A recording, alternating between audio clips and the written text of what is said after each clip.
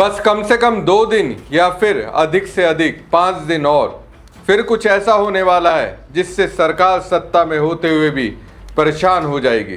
राहुल गांधी 2 से 5 दिनों के भीतर कुछ बड़ा करने वाले हैं। एक ऐसा प्लान तैयार किया जा रहा है जो मोदी सरकार की नाक में दम कर सकता है, उसके होश उड़ा सकता है। आखिर ये प्लान क्या है? कौन सा रोड मैप बीजेपी के खिलाफ कांग्रेस तैयार करने जा रही है, जिसकी मंजूरी कांग्रेस नेता राहुल गांधी और कांग्रेस अध्यक्ष मल्लिकार्जुन खड़गे ने दे दी है। नमस्कार दोस्तों, मैं हूं परवीन सानी। दोस्तों, आज हम बात करेंगे कांग्रेस के उस रोड मैप की जिसकी शुरुआत बहुत पहले हो जानी चाहिए थी। हालांकि देर से ही सही, कांग्रेस के रणनीतिकारों ने एक बड़ा फैसला लिया है। एक ऐसे प्लान पर काम शुरू कर दिया है जिसका मकसद बीजेपी के खिलाफ मजबूत राजनीतिक लड़ाई खड़ी करना है।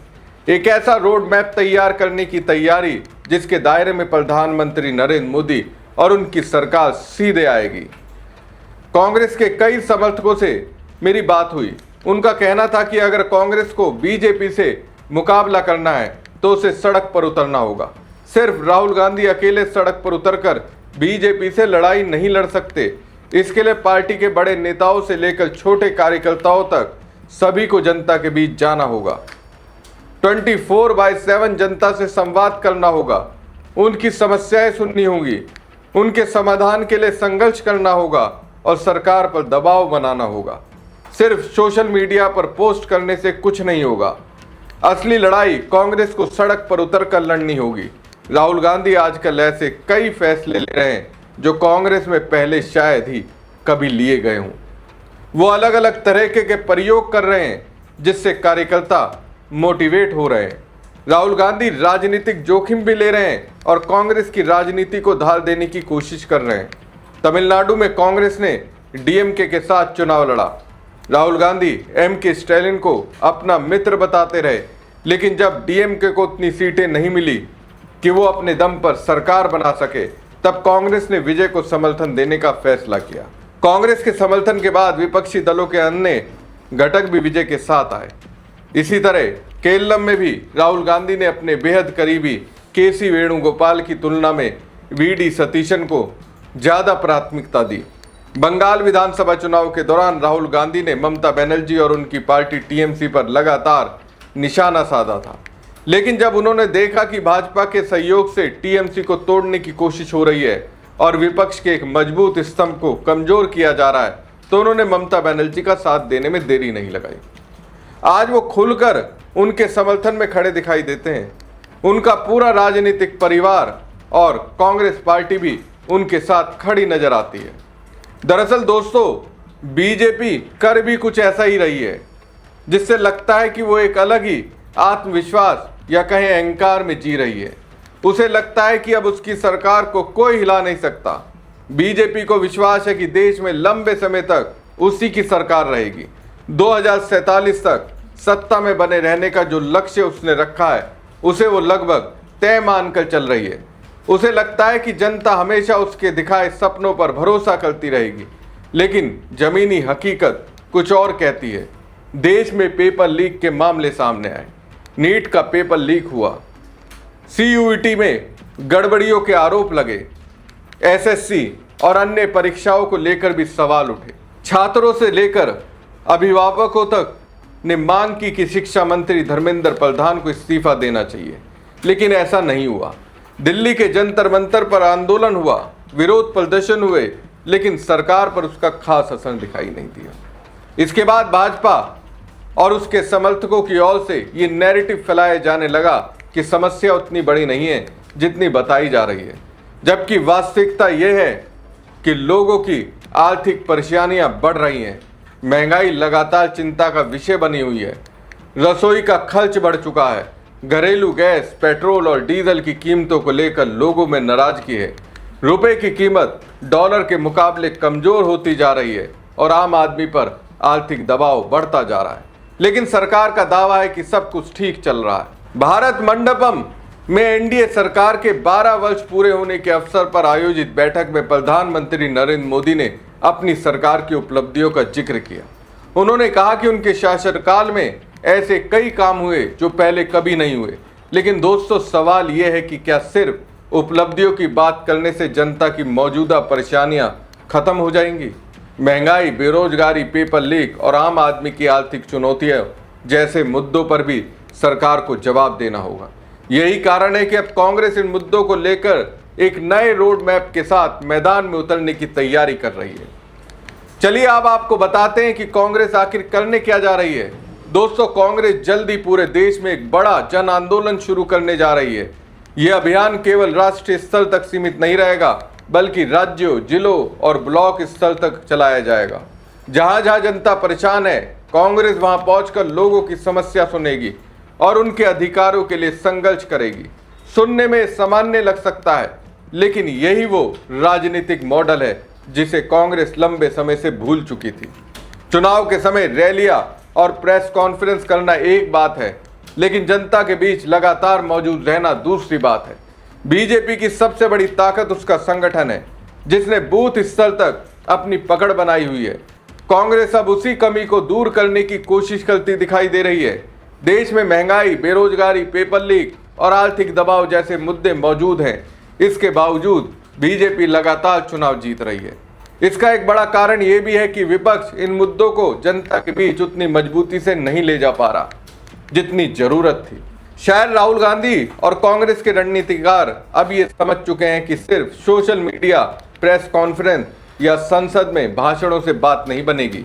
जनता का भरोसा तभी मिलेगा जब पार्टी के नेता और कार्यकर्ता लोगों के बीच जाकर उनकी समस्याओं को सुनेंगे और उनके लिए संघर्ष करते दिखाई देंगे। यही वजह है कि कांग्रेस कह रही है कि यह अभियान सिर्फ धरना प्रदर्शन तक सीमित नहीं रहेगा। पार्टी उन लोगों तक पहुंचेगी जो रोजमर्रा की कठिनाइयों का सामना कर रहे हैं। उनकी आवाज को स्थानीय स्तर से लेकर राष्ट्रीय स्तर तक उठाया जाएगा और जनहित के मुद्दों पर आंदोलन किए जाएंगे। कांग्रेस का मानना है कि जनता का ध्यान फिर से महंगाई, रोजगार, शिक्षा, स्वास्थ्य और आर्थिक चुनौतियों जैसी बुनियादी मुद्दों पर केंद्रित किया जाना चाहिए। अगले 2 से 5 दिनों के भीतर इस पूरे अभियान का ब्लूप्रिंट तैयार कर लिया जाएगा। अगर ये योजना जमीन पर उतरती है तो कांग्रेस की राजनीति में बड़ा बदलाव देखने को मिल सकता है, क्योंकि तब लड़ाई सिर्फ सोशल मीडिया की नहीं बल्कि सीधे जनता के बीच की होगी। Not have one agitation, two agitation. In coming 2-3 months, we will have a national agitation plan. This is not in the national level only, national, state level, district level, block level. Not only, and also wherever people are facing difficulties, Congress party has to go there and to share the sentiments with them and fight for them. This is what we decided today. Not only the traditional way of the agitation, we will go to the people, those who are suffering, those who are having pain, and we will try to share the pain with them, and we'll do maximum agitation to take their voice to the national capital. This is what we decided today. And you, of course, you know that this war is going to be continued like this. What is the union government stake in that? Our 3 Indians are killed. Then also, our diplomatic relations are going in a wishy-washy way. We are very much keen on signing the agreement of India-US trade agreement, which is going to harm Indian Kisan in a greater way. For all these issues we discussed today, and we are going for a national level campaign for coming 3 months. Every Congress leader and worker should be in the field street. The details of the program we will chalk it out within 2, 3, 4, 5 days, and we will. लड़ाई अब बड़ी होने वाली है। Congress BJP को उसकी भाषा में नहीं बल्कि अपनी शैली में जवाब देने की कोशिश करेगी। वो जनता को ये बताने की कोशिश करेगी कि जिस जनता ने किसी सरकार को सत्ता के शिखर पर पहुंचाया, उसके साथ कैसा व्यवहार हो रहा है और किन मुद्दों को नजरअंदाज किया जा रहा है। अगर कांग्रेस और उसके नेता राहुल गांधी के नेतृत्व में ये करने में सफल होते हैं तो जनता और कांग्रेस के बीच कनेक्टिविटी मजबूत हो सकती है। जनता को पार्टी में अपनी झलक दिखाई देने लग सकती है। और दोस्तों, जब जनता किसी नेता या पार्टी में अपनी छवि देखने लगती है तब राजनीतिक समीकरण तेजी से बदलते हैं।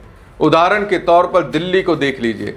एक समय दिल्ली के लोगों ने अरविंद केजरीवाल में अपनी झलक देखी, उन्हें अपने जैसा माना और सत्ता की चाबी उनके हाथ में सौंप दी। लेकिन जब लोगों को लगा कि दूरी बढ़ रही है तो उन्होंने वही चाबी वापस भी ले ली। तो दोस्तों, अगले 2 से 5 दिन सिर्फ कांग्रेस के लिए नहीं बल्कि देश की राजनीति के लिए भी बेहद अहम होने वाले हैं। क्योंकि अगर कांग्रेस सचमुच अपने नेताओं और कार्यकर्ताओं को एसी कमरों से निकालकर गांवों, कस्बों, शहरों और मोहल्लों तक पहुंचाने में कामयाब हो गई, अगर वो सोशल मीडिया की लड़ाई छोड़कर जनता के बीच की लड़ाई लड़ने लगी, तो बीजेपी के सामने पहली बार एक ऐसा विपक्ष खड़ा हो सकता है जो सिर्फ सवाल नहीं पूछेगा बल्कि जनता के मुद्दों को लेकर सड़क पर भी संघर्ष करेगा। बीजेपी की सबसे बड़ी ताकत उसका संगठन रहा है, लेकिन अगर कांग्रेस ने भी उसी तरह बूथ, ब्लॉक, जिला और राज्य स्तर तक अपनी राजनीतिक मौजूदगी मजबूत कर ली तो फिर मुकाबला सिर्फ चुनावी नहीं रहेगा, वैचारिक और जन आंदोलन का भी होगा। और इतिहास गवाह है कि जब जनता खुद किसी आंदोलन का हिस्सा बन जाती है तब सबसे ज्यादा मजबूत सरकारों को भी अपनी रणनीति बदलनी पड़ती है। राहुल गांधी शायद अब ये समझ चुके हैं कि दिल्ली में प्रेस कॉन्फ्रेंस करने से सरकार नहीं घबराती, लेकिन जब देश के लाखों लोग अपने मुद्दों को लेकर सड़क पर उतरते हैं तब सत्ता के गलियारों में बेचैनी बढ़ने लगती है। इसलिए मैं कह रहा हूं कि कांग्रेस का ये प्लान सफल हुआ तो ये सिर्फ एक राजनीतिक कार्यक्रम नहीं रहेगा बल्कि बीजेपी के लिए एक बड़ी चुनौती बन सकता है। अब देखना यह है कि क्या कांग्रेस अपनी घोषणाओं को जमीन पर उतार पाती है या नहीं।